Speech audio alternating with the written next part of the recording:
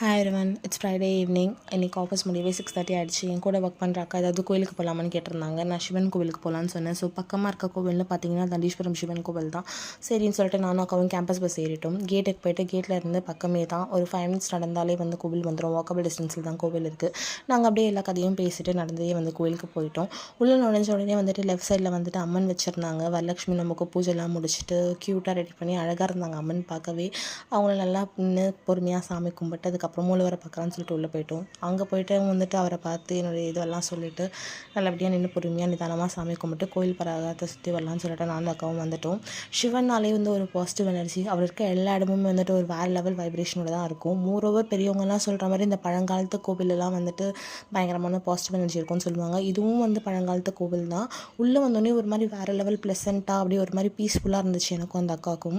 கோவிலில் சாமியெல்லாம் கும்பிட்டுட்டு நானும் அக்காவும் கிளம்பிட்டோம். நீங்கள் யாராவது இந்த கோயிலுக்கு போயிருக்கீங்க?